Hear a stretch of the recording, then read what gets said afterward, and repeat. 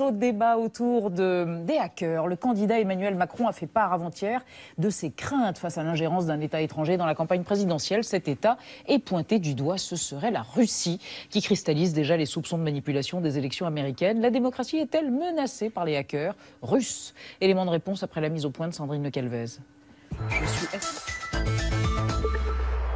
Quel sera le nom du candidat auquel les 46 millions d'électeurs auront donné la majorité? Voici notre estimation du résultat de la présidentielle. Le vote des Français à la prochaine élection présidentielle pourrait-il être influencé, manipulé par une puissance étrangère? À 2 mois du scrutin, la menace est prise très au sérieux. Aucun État étranger ne peut choisir le futur président de la République. Nous n'accepterons pas quelque ingérence que ce soit dans notre processus électoral. Pas plus de la Russie d'ailleurs que de tout autre État. Depuis que les services de renseignement américains ont affirmé que des pirates russes auraient interféré en faveur de l'élection de Donald Trump, la suspicion est de mise. Pour l'équipe de campagne d'Emmanuel Macron, les hostilités auraient déjà commencé.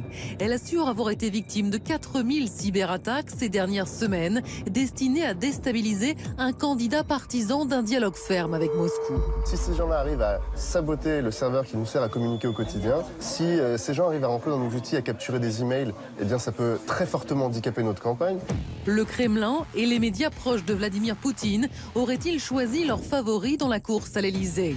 Les autorités russes nient toute ingérence. Il n'y a aucune raison d'attaquer Emmanuel Macron. Nous sommes ouverts à toutes les forces politiques françaises. Malgré les démentis, c'est toute l'Europe qui renforce sa protection informatique. Ce type de cyberattaque, de conflit hybride, selon le terme employé par la doctrine officielle de la Russie, appartient désormais au quotidien et nous devons apprendre à y répondre. Alors, vraie menace ou fantasme? Les cyberattaques peuvent-elles court-circuiter le processus démocratique? Avec quelles conséquences sur les prochaines élections en Allemagne et en France?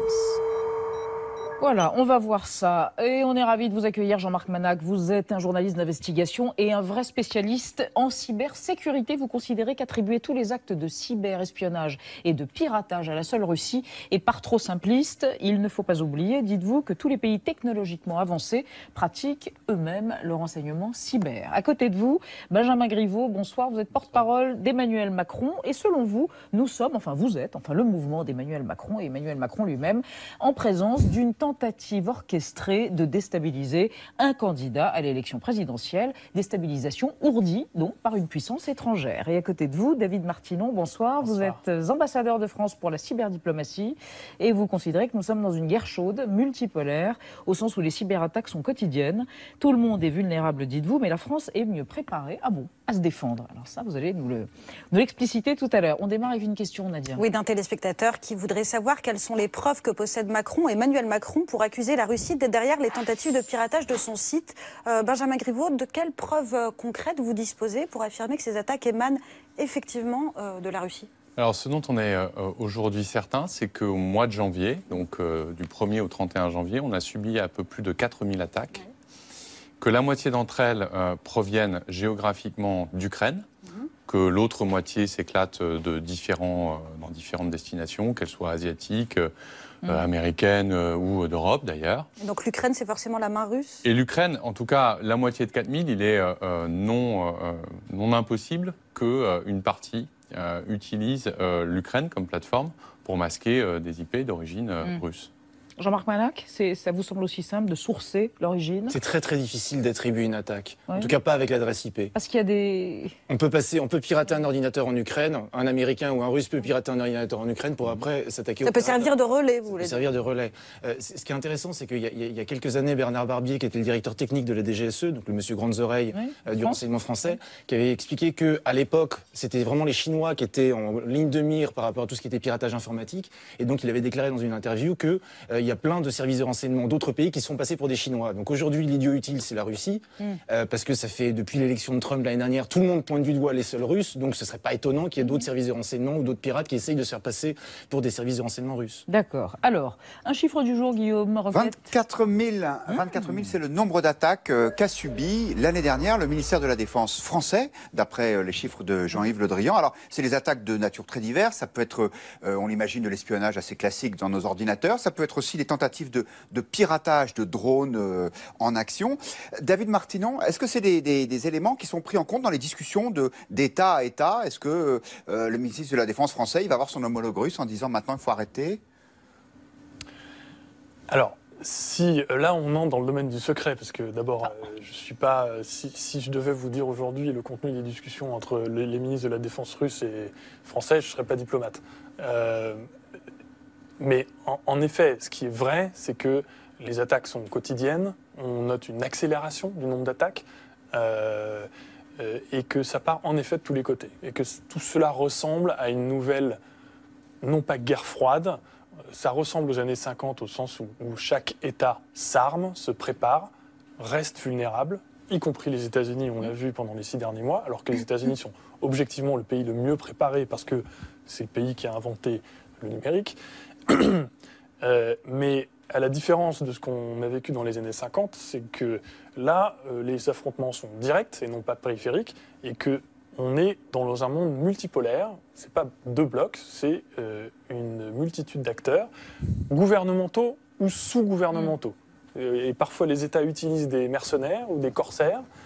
Parfois, c'est simplement des indépendants qui s'amusent, qui font de l'argent, qui rançonnent. Oui, pour l'appât du gain, c'est ça. Pour l'appât du pas gain. Toujours politique. Juste sur ce chiffre. Oui. 24 000. Ce Oui. qu'il faut bien comprendre, c'est que l'ANSSI, qui est l'agence en charge de la cyberdéfense, a répertorié 29 attaques majeures l'année dernière. Donc j'entends beaucoup ce chiffre de 24 000 attaques sur le site du ministère de la Défense, mais une attaque informatique, ça veut tout dire et n'importe quoi. Ça peut être effectivement des pirates qui essayent de pirater un ordinateur comme ça pour s'amuser, des adolescents. On avait vu le cas l'année dernière, il y a 2 ans, suite aux attentats de Je suis Charlie, on avait parlé de 58 000 ou 38 000 sites web qui avaient été défigurés par l'État islamique. Il a été démontré que c'était des adolescents qui n'étaient pas liés à l'État islamique, qui avaient fait ça en se faisant passer pour l'État islamique. Ou encore l'attaque de TV5 Monde, qui avait été soi-disant revendiqué par un cybercalifat qui se revendiquait lui-même de l'État islamique. Il a été démontré ensuite que c'était un service de renseignement d'un pays étranger, très probablement la Russie, qui s'est fait passer pour l'État islamique. Donc il faut faire très très attention quand on entend parler d'attaque avec les chiffres. En tout cas, vous nous faites écouter quelqu'un. Oui, parce que ce qui est certain, c'est qu'il n'y a pas que la France, vous le disiez, David Martinon, qui subit ce genre d'attaque. C'est également le cas de nos voisins britanniques. Et le ministre de la Défense, Michael Fallon, en parlait très ouvertement. C'était au début du mois de février. Et lui, il accuse clairement la Russie. Regardez. Aujourd'hui, nous devons gérer un pays qui, en faisant de la désinformation une arme, a créé ce que nous pouvons appeler l'ère de la post-vérité. Et puis il y a l'utilisation d'armes cybernétiques pour semer la confusion et perturber les systèmes démocratiques. Clairement, la Russie met ainsi à l'épreuve l'OTAN et l'Occident. Benjamin Griveaux, est-ce que vous pouvez nous expliquer concrètement les cyberattaques qui ont été subies par le mouvement En Marche? Ça s'est traduit comment? Est-ce que les ordinateurs ont planté? On vous a piqué des listes de mails de sympathisants? Alors, il y a eu un arrêt du site internet mardi matin pendant une dizaine de minutes. Ça n'était pas arrivé depuis le lancement du mouvement le 6 avril dernier à Amiens, où là on avait eu plusieurs heures la nuit du lancement, où le site avait planté, comme on dit dans le jargon. C'est aussi des attaques sur nos serveurs, sur les données qui sont accessibles sur nos serveurs. Donc c'est les 185 000 données personnelles de nos adhérents. C'est aussi évidemment les documents de campagne. Donc quelqu'un a la liste de tous les adhérents? Non, ces attaques-là n'ont pas réussi. Donc les systèmes qui ont été mis en place, les pare-feux qui ont été mis en place, les protections ont fonctionné, mais il y a eu ces tentatives-là sur les serveurs, sur le contenu et sur nos adresses mail. On a aujourd'hui une 50aine d'adresses mail pour les permanents du mouvement et on a eu des attaques, donc on a eu des changements de mots de passe très fréquents, des mots de passe extrêmement complexes pour ne pas pouvoir arriver à pénétrer. Donc c'est 3 sortes d'attaques différentes. C'est à la fois sur le site, à la fois sur les serveurs et puis aussi sur nos adresses. C'est peut-être des hackers du dimanche qui s'attaquent au site d'Emmanuel Macron parce qu'on en parle beaucoup en ce moment, c'est l'un des favoris de l'élection présidentielle. Vous donniez pour le ministère de la Défense 24 000 dans l'année, 4 000 dans le mois. Soit les hackers du dimanche ont décidé de tous cibler Emmanuel Macron, soit c'est sans doute un peu plus organisé que ça. C'est la rançon du succès, peut-être. Jean-Marc Manac. Si c'est le prix à payer, nous y sommes prêts. Oui, non, votre analyse sur ce qui a été subi par le mouvement J'ai pas accès au fichier log, donc je peux pas savoir exactement ce qui retourne des 4000 attaques. Ce que je sais, en tout cas, c'est que n'importe quel site web, c'est pas lié au parti politique, n'importe quel site web fait l'objet d'attaques. Donc après, il faut regarder dans le détail ces 4000 attaques. Est-ce que c'est des attaques complexes ou est-ce que c'est juste des scans de port ou des attaques qui sont lancées par des adolescents qui s'amusent à pirater tout et n'importe quoi, comme on avait vu le cas après les attentats de Charlie Hebdo. Ou c'était pas des hackers d'État qui avaient attaqué les sites web municipaux. Apparemment, il y a de tout. Il y a de tout. Bon. Est-ce qu'on peut évoquer le cas de M. Assange? Oui, et de Wikileaks. D'amis de la démocratie semble avoir basculé vers quelque chose d'un peu différent. Oui, il y a un changement de stratégie. Effectivement, Wikileaks, c'est cette organisation qui révèle des documents confidentiels et son fondateur, Julian Assange, a une personnalité assez trouble. En tout cas, on a le sentiment qu'il y a un Wikileaks de 2010 et un Wikileaks de 2016-2017. En 2010, Wikileaks était la coqueluche des humanistes, des démocrates. Elle dénonçait les drones tueurs, la surveillance de masse, et pour la droite américaine, fatalement, Assange, c'était un traître qui méritait les pires traitements. On se souvient que Donald Trump affirmait qu'il méritait la peine de mort, tout simplement. Sarah Palin l'accusait d'avoir du sang sur les mains et le comparait à Al-Qaïda. Donc ça, c'était en 2010. En 2016, changement de ton. Sarah Palin s'est platement excusée. Trump a déclaré qu'il adorait Wikileaks et Fox News, la chaîne Fox News, a fait d'Assange une espèce d'égérie. Et ce qui s'est passé entre-temps, c'est évidemment l'affaire des emails d'Hillary Clinton dévoilés par Wikileaks et les accusations de hacking russe. Assange a assez mollement nié ces accusations sur l'implication de Vladimir Poutine. Mais il y a quand même des détails assez troublants pour les néophytes, en tout cas. Depuis 5 ans, Wikileaks ne publie aucune information ou très peu d'informations qui puissent déranger Vladimir Poutine ou ses alliés. Elle ne s'est jamais, par exemple, attaquée à Bachar el-Assad alors qu'elle s'en est pris à l'opposition syrienne. Assange a animé sa propre émission, rien qu'à lui, sur la chaîne du Kremlin, Russia Today. Il a récemment vanté la liberté d'expression et la presse russe, la liberté de la presse russe. Je pense que les prisonniers politiques russes apprécieront. Et puis, il y a un signe, quand même, qui ne trompe pas, c'est que les sites de propagande Sputnik et Russia Today rapportent tous ces faits et gestes et en font une espèce de héros victime d'un grand complot. Jean-Marc Manac, ce serait faux ou simpliste, encore une fois, de dire qu'ils marchent tous les deux main dans la main, la Russie et Assange? Main dans la main, je sais pas, mais c'est clair qu'il y a un revirement de la part de Julian Assange ces derniers mois, enfin c'est un peu plus que ces derniers mois, par rapport à la politique russe. C'est un anti-impérialiste, il l'a jamais caché, et donc à partir du moment où Hillary Clinton était en partie responsable des poursuites et du fait qu'il reste enfermé depuis des années dans l'ambassade d'Équateur, il a développé une animosité personnelle pour Hillary Clinton. Ouais, c'est une bonne guerre, ce que vous voulez dire. Benjamin Griveaux, est-ce que vous le redoutez parce qu'il prétend avoir des documents sur Emmanuel Macron?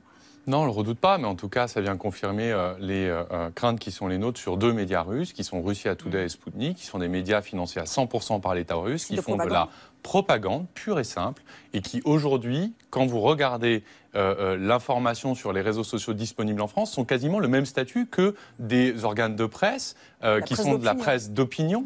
Et que les choses soient très claires, on accepte la critique chez Emmanuel Macron, elle est légitime et c'est le rôle de la presse d'opinion en France. En même temps, mais ce n'est pas la même chose d'avoir une presse financée par un État étranger à 100% qui s'ingère dans une élection. Le ministre de la Défense britannique parlait d'air de post-vérité. Ce que l'on trouve sur Sputnik ou sur Russia Today, aucun média français ne le publierait parce qu'on poursuivrait pour diffamation immédiatement. Ce qu'on ne peut pas faire. Est-ce que vous ne surestimez pas, Benjamin Griveaux, l'impact de Russia Today? Parce que moi je suis allé voir. Twitter. Alors voilà, 63 000. C'est rien sur Twitter. Et sur 600 000 comptes actifs, c'est 10% de Twitter. Juste encore un chiffre sur Russia Today, sur leur chaîne YouTube, c'est à peu près 63 000 abonnés aussi, c'est-à-dire 5 fois moins que Mélenchon. Donc on se dit sur la chaîne de Mélenchon, vous voulez dire? Que la chaîne de Jean-Luc Mélenchon, pardon. Jean-Luc Mélenchon n'a pas 300 000 abonnés. 253 000. Enfin, ce sont ces chiffres. Alors là, après, on est aussi dans de la propagande. C'est 4,7 fois, pour être tout à fait précis, vous avez raison. C'est 10% de la twittosphère active. Si vous considérez que ça n'est pas conséquent, mais vous mettez au même niveau cyberattaque et propagande russe? Pour vous, non, ce sont deux choses différentes, mais il est quand même troublant de remarquer que ce sont des sites russes qui défendent 2 candidats très ouvertement, Marine Le Pen et François Fillon, qui ont fait leur choix et qui sont financés à 100% par des États étrangers. À nouveau, ce serait des financements privés, comme en France. La presse est parfaitement libre. Quand vous achetez certains journaux, vous savez ce que vous achetez, vous savez ce que vous allez y lire. Là, ça n'est pas le cas. Et je trouve que c'est ça qui pose problématique. Quelles sont les rumeurs qui sont véhiculées par ces sites? Je vous prends un exemple. Dans Sputnik, vous avez l'interview faite par Nicolas Dhuicq, président du groupe d'amitié franco-russe à l'Assemblée nationale, l'un des premiers à s'être rendu en Crimée pour féliciter l'armée russe de la libération avec Thierry Mariani, quelqu'un de très recommandable, qui dit qu'Emmanuel Macron est financé par le lobby gay riche et qui est un agent des banques américaines. Si vous voulez, quand vous trouvez ça et que c'est repris par ailleurs par un média français dont je tairai le nom par sympathie et par bienveillance, il y a une difficulté. Parce que nous, on ne peut pas attaquer pour diffamation. C'est un parlementaire français qui l'a dit. Oui, et ça pose un problème de souveraineté. C'est le fait que c'est un média russe qui reprenne les propos d'un parlementaire français. C'est plus problématique que ce soit un média russe que ce soit un parlementaire français. Le fond du fond, c'est qu'un parlementaire français, normalement, il est dépositaire de la souveraineté nationale et que là, on est au bord de l'intelligence avec l'ennemi. Je vous le dis comme je le pense. Alors, on va évoquer le portrait d'une pirate russe, une très jeune femme qui est censée être la meilleure pirate, donc peut-être la pire. En tout cas, elle s'appelle Alicia Shevchenko et elle nous est présentée par Thibaut Nolte, pardon.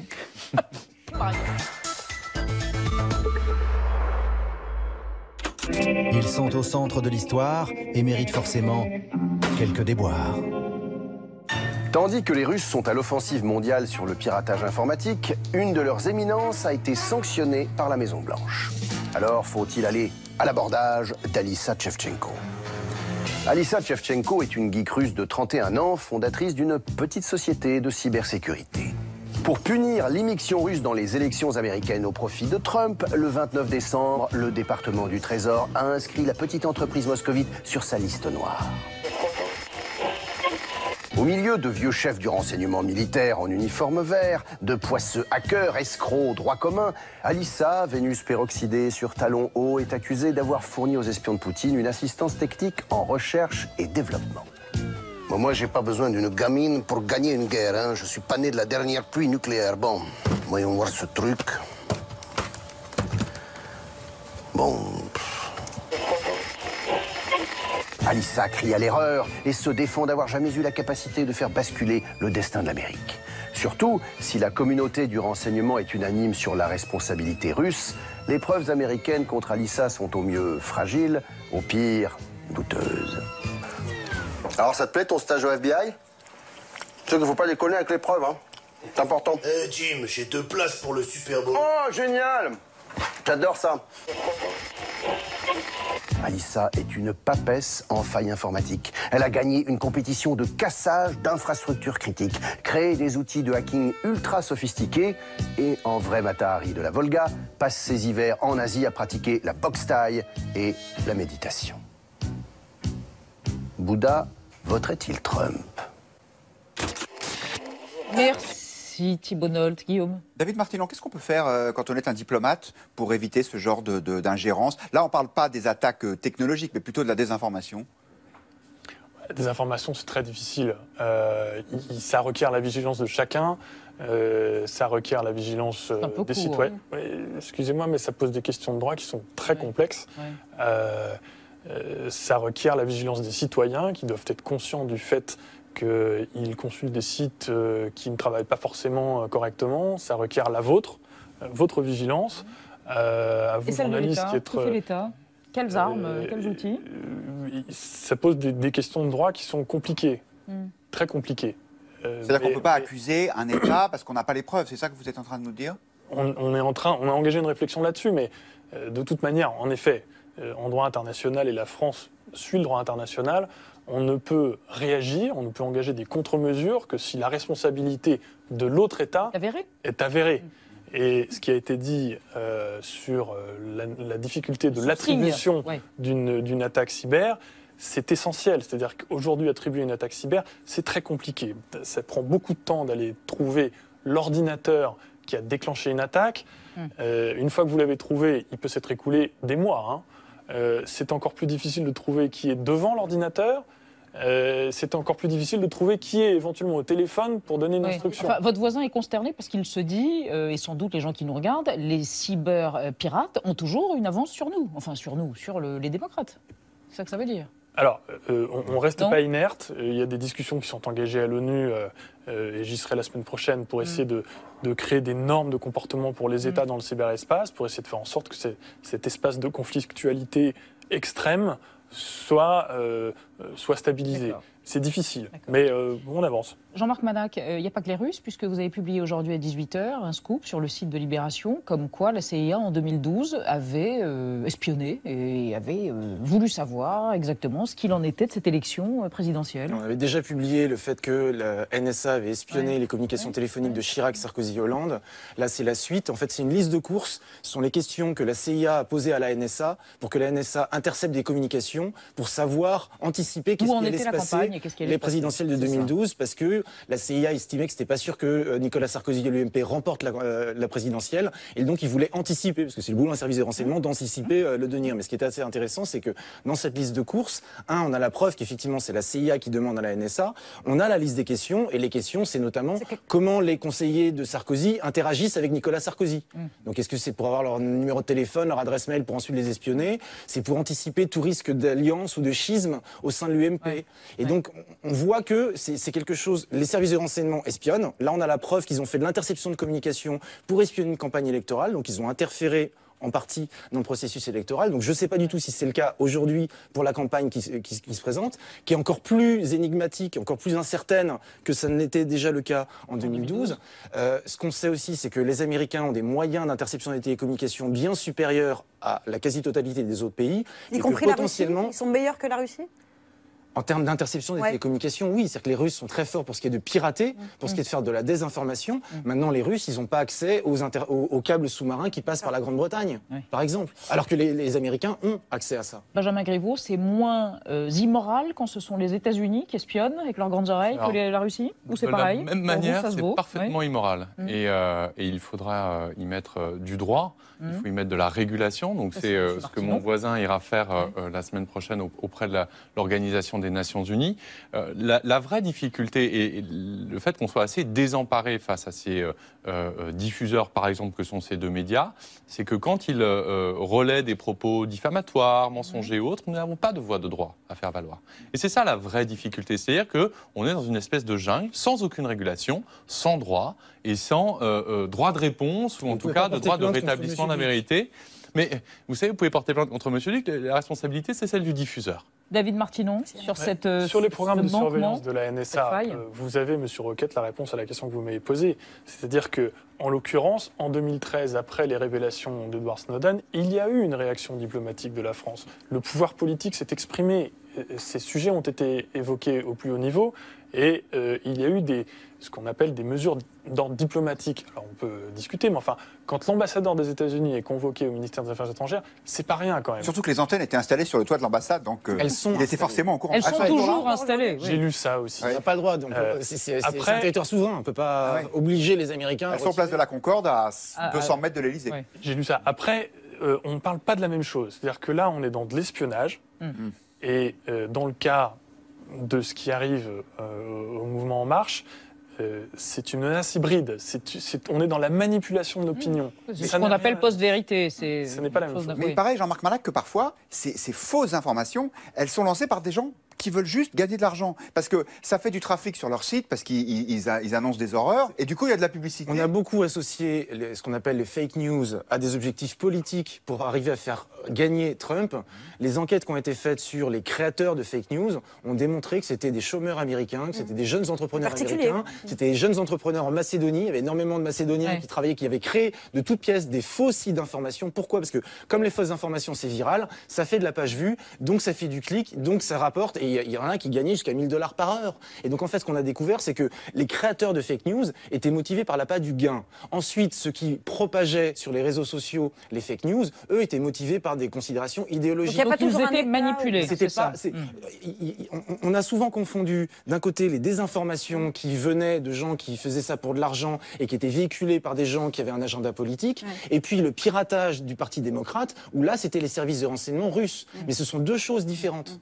Il y a un conseil de défense la semaine prochaine autour de François Hollande. Qu'est-ce qui va sortir ou qu'est-ce qu'il faudrait attendre ou que peut-on attendre Encore une fois, si vous n'étiez pas diplomate, oui d'accord, c'est ça, on connaît la réponse, merci.